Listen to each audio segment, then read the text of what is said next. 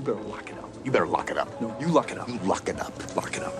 Lock it up. Preventing the Seahawks return game, and more specifically Tyler Lockett, from really impacting a game is so important. Directionally kicking, pinning them deep, making that ball control offense go the long, hard way. Some directional kicking basics here you have to have to make things work. 5 guys on the kick side to the left of the kicker, leaving 5 to the backside. But the idea of directional kicking is to shrink the surface, play on a fraction of the field, meaning you got to get those backside guys front side.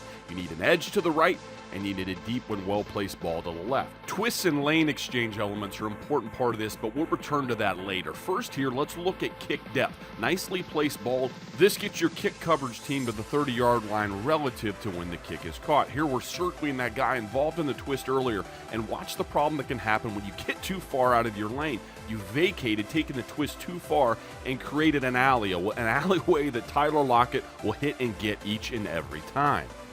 Now let's return to that twist and look at the other guy that was involved, and watch how his decision also creates a greater vertical seam.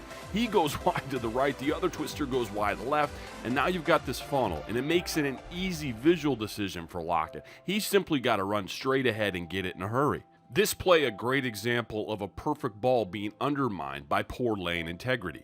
Patriots kicker Stephen Gostkowski can be an incredibly important weapon in this game. From the Saints here, you see a flat ball, something that the returners fielding it, and the coverage units only at the 40, not this 30 we saw in the previous kick. Why is that important? Well, yeah, Tyler Lockett's a good returner, but on this particular look, he hasn't had to make a cut, hasn't had to make anyone miss, and he's already beyond the 25. Gostkowski, through both great hang time and placement, can mute a lot of the danger in the Seahawks return game. Now on to punt return, where Lockett can be an equally dangerous player. He's the kind of returner, though, that will give ground to get ground. I'll show you on the kicker exactly what that means to a coverage player. You're covering down the field. You've got this guy. You know he's quick. You know he's fast. You know he can be proficient. He doesn't always necessarily take the forward cut, though. He's the kind of guy that will escape rearward. Lockett is capable of those exotic cuts, those sort of Dante Hall returns of old, but sometimes that provides an opportunity for the coverage team.